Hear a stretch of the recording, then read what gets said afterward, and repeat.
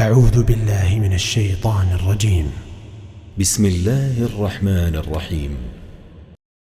الحمد لله الذي أنزل على عبده الكتاب ولم يجعل له عوجا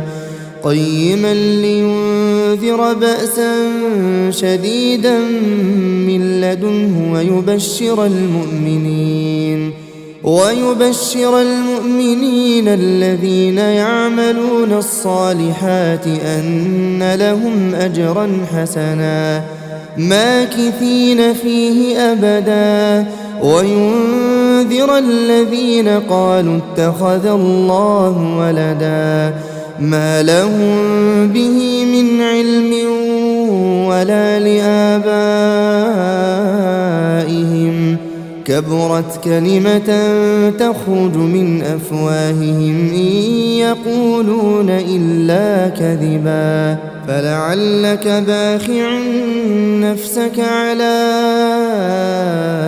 آثارهم إن لم يؤمنوا بهذا الحديث أسفا إنا جعلنا ما على الأرض زينة لها لنبلوهم أيهم أحسن عملا وإنا لجاعلون ما عليها صعيدا جرزا أم حسبت أن أصحاب الكهف والرقيم كانوا من آياتنا عجبا إذ أوى الفتية إلى الكهف فقالوا ربنا آتنا من لدنك رحمة وهيئ لنا من أمرنا رشدا فضربنا على آذانهم في الكهف سنين عددا ثم بعثناهم لنعلم أي الحزبين أحصى لما لبثوا أمدا نحن نقص عليك نبأهم بالحق إنهم فتية آمنوا بربهم وزدناهم هدى وربطنا على قلوبهم إذ قاموا فقالوا ربنا رب السماوات والأرض لن ندعو من دونه إلها لقد قلنا إذا شططا هؤلاء قوم اتخذوا من دونه آلهة لولا يأتون عليهم بسلطان بين فمن أظلم ممن افترى على الله كذبا وإذ اعتزلتموهم وما يعبدون إلا الله فأووا إلى الكهف ينشر لكم ربكم من رحمته ويهيئ لكم من أمركم مرفقا وترى الشمس إذا طلعت تزاور عن كهفهم ذات اليمين وإذا غربت تقرضهم ذات الشمال وهم في فجوة منه ذلك من آيات الله من يهد الله فهو المهتد ومن يضلل فلن تجد له وليا مرشدا وتحسبهم أيقاظا وهم رقود ونقلبهم ذات اليمين وذات الشمال وكلبهم باسط ذراعيه بالوصيد لو اطلعت عليهم لوليت منهم فرارا ولملئت منهم رعبا وكذلك بعثناهم ليتساءلوا بينهم قال قائل منهم كم لبثتم قالوا لبثنا يوما أو بعض يوم قالوا ربكم أعلم بما لبثتم فابعثوا أحدكم بورقكم هذه إلى المدينة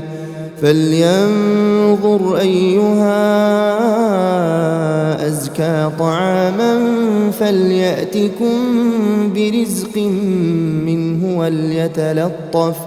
وليتلطف ولا يشعرن بكم أحدا إنهم إن يظهروا عليكم يرجموكم أو يعيدوكم في ملتهم ولن تفلحوا إذن أبدا وكذلك أعثرنا عليهم ليعلموا أن وعد الله حق وأن الساعة لا ريب فيها إذ يتنازعون بينهم أمرهم فقالوا بنوا عليهم بنيانا ربهم أعلم بهم قال الذين غلبوا على أمرهم لنتخذن عليهم مسجدا سيقولون ثلاثة رابعهم كلبهم ويقولون خمسة سادسهم كلبهم رجما بالغيب ويقولون سبعة وثامنهم كلبهم قل ربي أعلم بعدتهم ما يعلمهم إلا قليل فلا تمار فيهم إلا مراء ظاهرا ولا تستفت فيهم منهم أحدا ولا تقولن لشيء إني فاعل ذلك غدا إلا أن يشاء الله واذكر ربك إذا نسيت وقل عسى أن يهديني ربي لأقرب من هذا رشدا ولبثوا في كهفهم 300 سنين وازدادوا 9 قل الله أعلم بما لبثوا له غيب السماوات والأرض أبصر به وأسمع ما لهم من دونه من ولي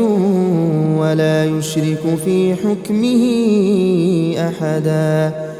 واتل ما أوحي إليك من كتاب ربك لا مبدل لكلماته ولن تجد من دونه ملتحدا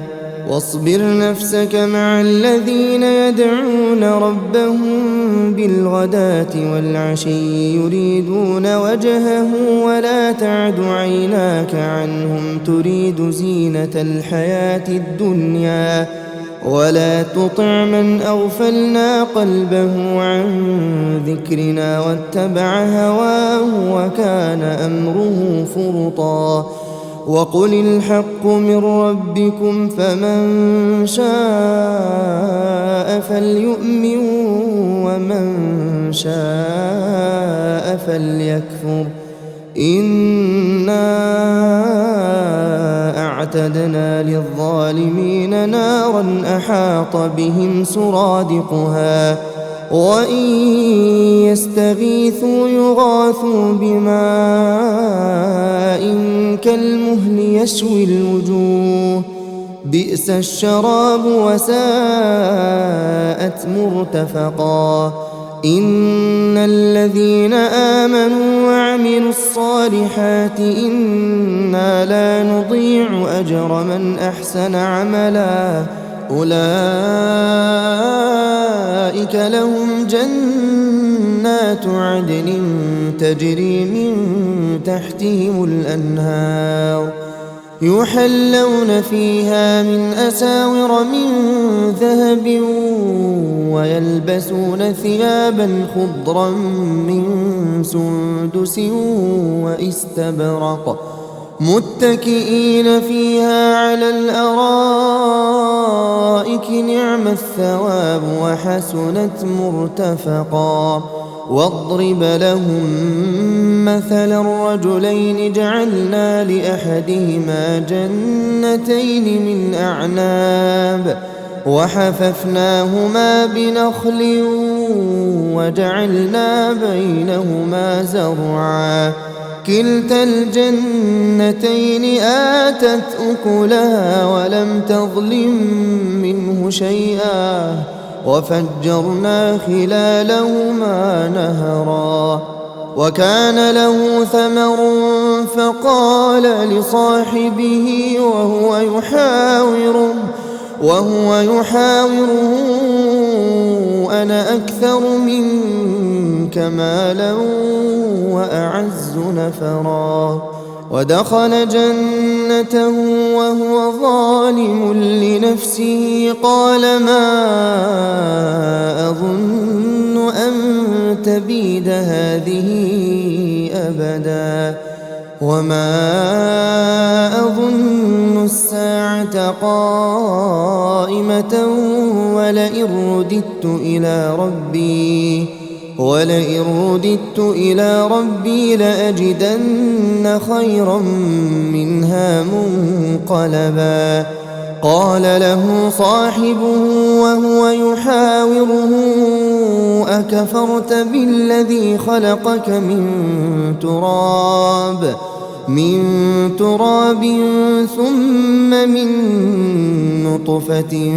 ثم سواك رجلا لكن هو الله ربي ولا أشرك بربي أحدا ولولا إذ دخلت جنتك قلت ما شاء الله لا قوة إلا بالله إن ترني أنا أقل منك مالا وولدا فعسى ربي أن يؤتيني خيرا من جنتك ويرسل عليها حسبانا من السماء فتصبح صعيدا زلقا أو يصبح ماؤها غورا فلن تستطيع له طلبا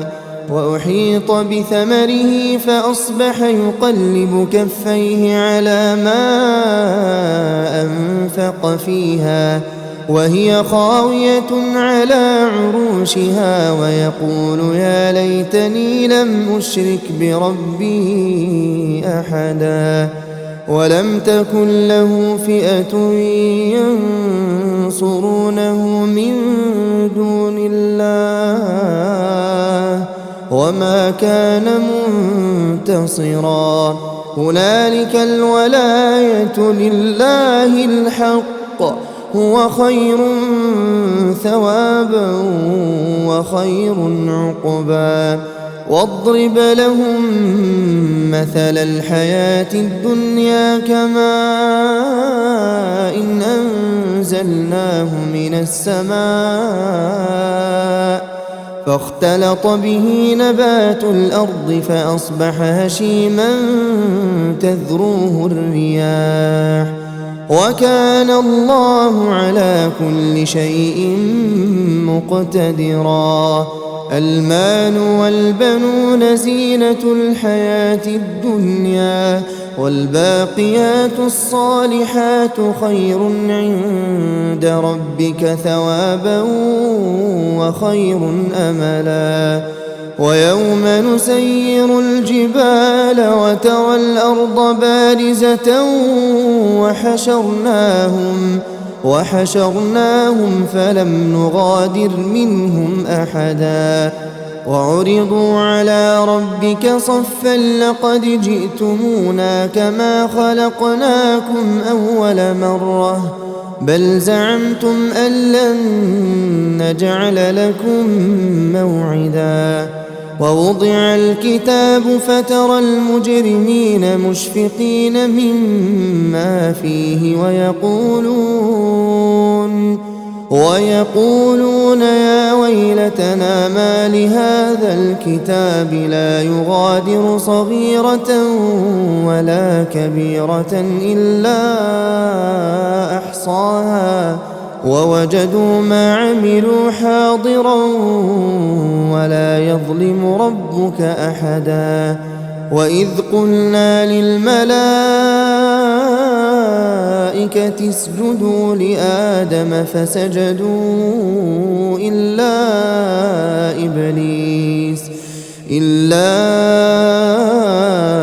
إبليس كان من الجن ففسق عن أمر ربه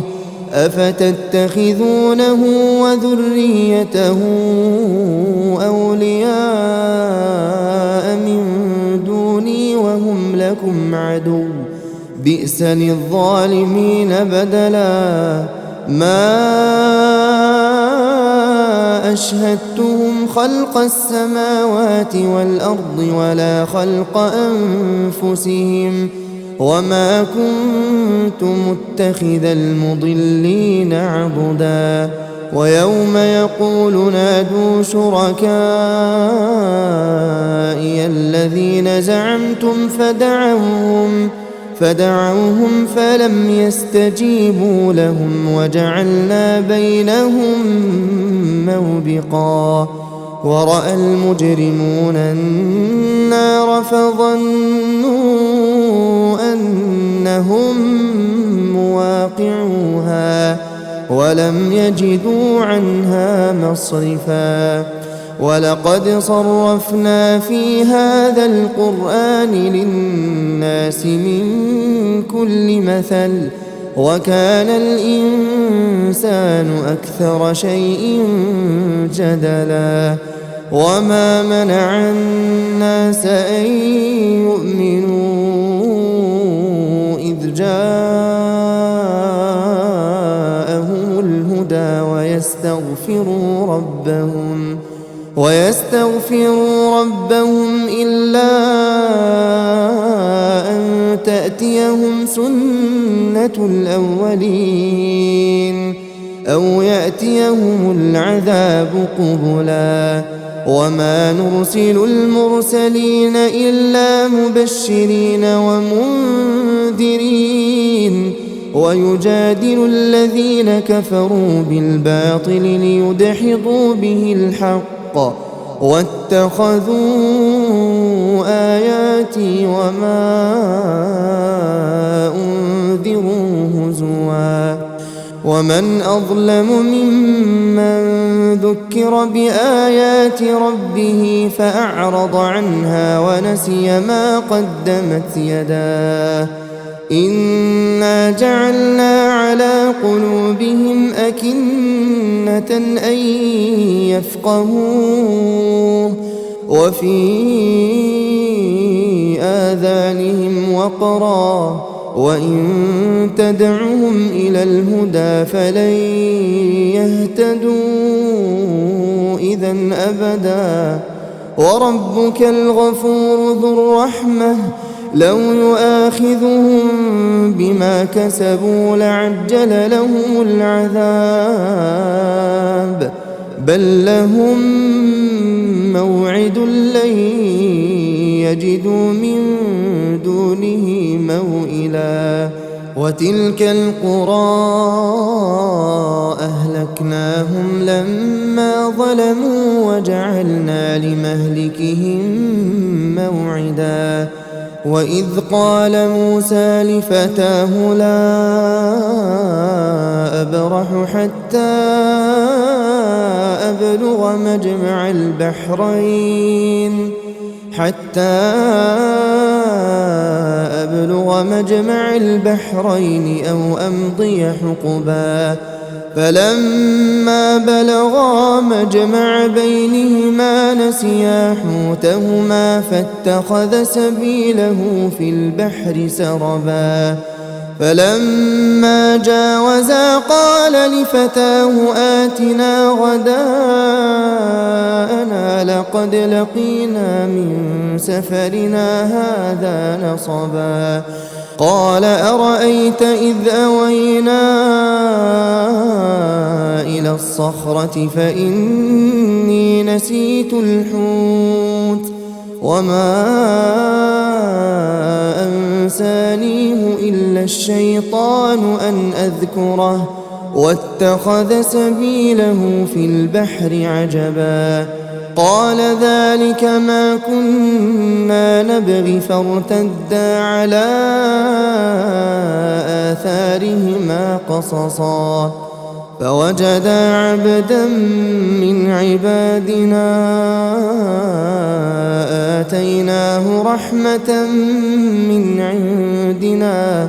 وعلمناه من لدنا علما قال له موسى هل أتبعك على أن تعلمني مما علمت رشدا قال إنك لن تستطيع معي صبرا وكيف تصبر على ما لم تحط به خبرا قال ستجدني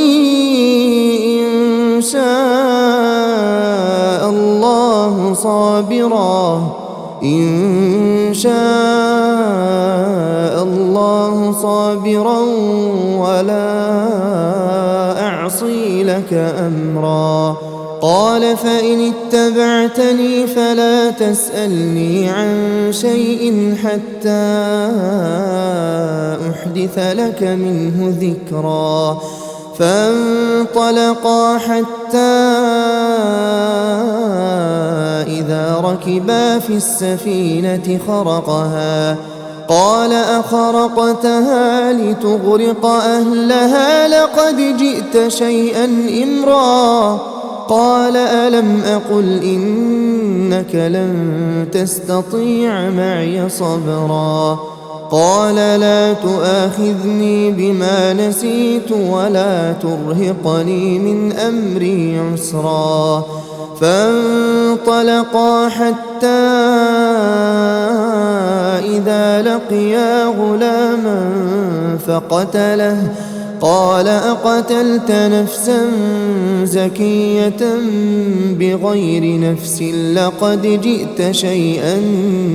نكرا قال ألم أقل لك إنك لن تستطيع معي صبرا قال إن سألتك عن شيء بعدها فلا تصاحبني قد بلغت من لدني عذرا فانطلقا حتى إذا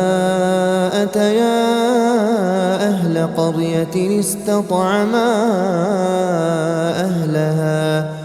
فأبوا أن يضيفوهما فوجدا فيها جدارا يريد أن ينقض فأقامه قال لو شئت لاتخذت عليه أجرا قال هذا فراق بيني وبينك سأنبئك بتأويل ما لم تستطع عليه صبرا أما السفينة فكانت لمساكين يعملون في البحر فأردت أن أعيبها وكان وراءهم ملك يأخذ كل سفينة غصبا وأما الغلام فكان أبواه مؤمنين فخشينا أن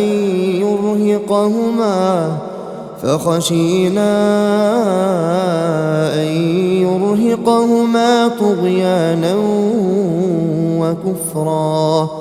فأردنا أن يبدلهما ربهما خيرا منه زكاة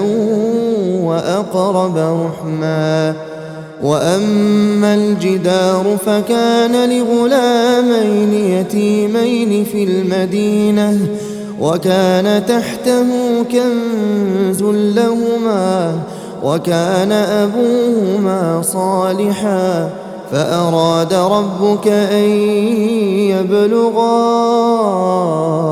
أشدهما ويستخرجا كنزهما رحمة من ربك وما فعلته عن أمري ذلك تأويل ما لم تسطع عليه صبرا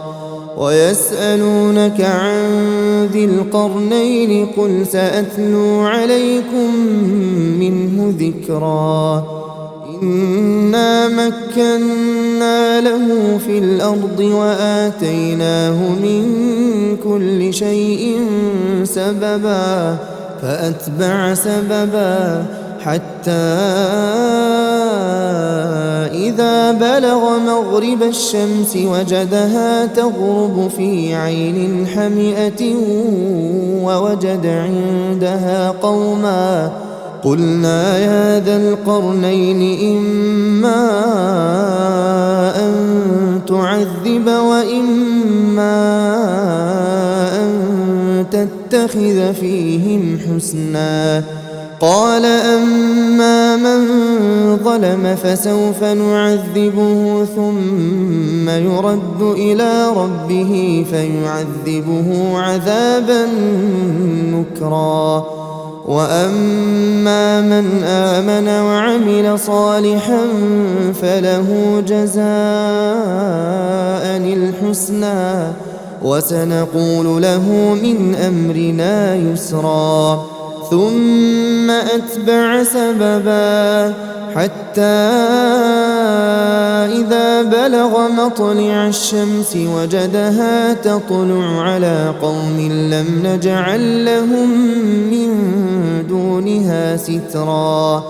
كذلك وقد أحطنا بما لديه خبرا ثم أتبع سببا حتى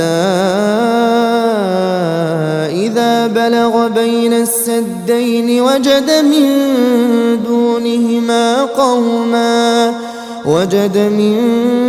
دونهما قوما لا يكادون يفقهون قولا قالوا يا ذا القرنين إن يأجوج ومأجوج مفسدون في الأرض فهل نجعل لك خرجا على أن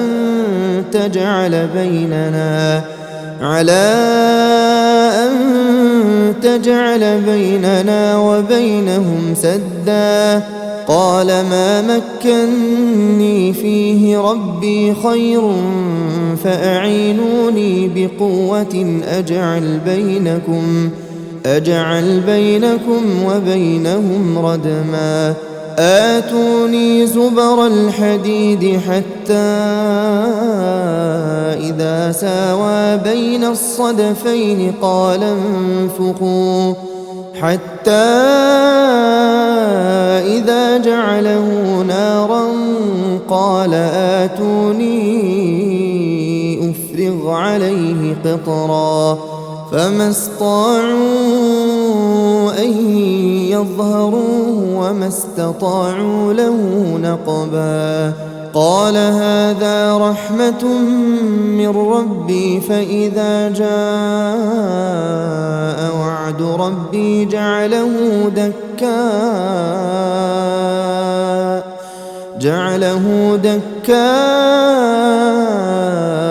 وكان وعد ربي حقا وتركنا بعضهم يومئذ يموج في بعض ونفخ في الصور فجمعناهم جمعا وعرضنا جهنم يومئذ للكافرين عرضا الذين كانت أعينهم في غطاء عن ذكري وكانوا لا يستطيعون سمعا أفحسب الذين كفروا أن يتخذوا عبادي من دوني أولياء إنا أعتدنا جهنم للكافرين نزلا قل هل ننبئكم بالأخسرين أعمالا الذين ضل سعيهم في الحياة الدنيا وهم يحسبون أنهم يحسنون صنعا أولئك الذين كفروا بآيات ربهم ولقائه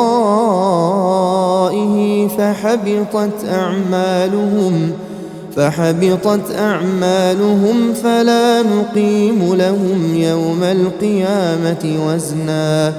ذلك جزاؤهم جهنم بما كفروا واتخذوا آياتي ورسلي هزوا إن الذين آمنوا وعملوا الصالحات كانت لهم جنات الفردوس نزلا خالدين فيها لا يبغون عنها حولا قل لو كان البحر مدادا لكلمات ربي لنفد البحر قبل أن تنفد كلمات ربي ولو جئنا بمثله مددا قل إنما أنا بشر مثلكم يوحى إلي أنما إلهكم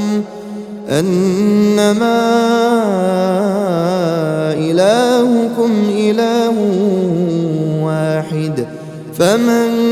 كان يرجو لقاء ربه فليعمل عملا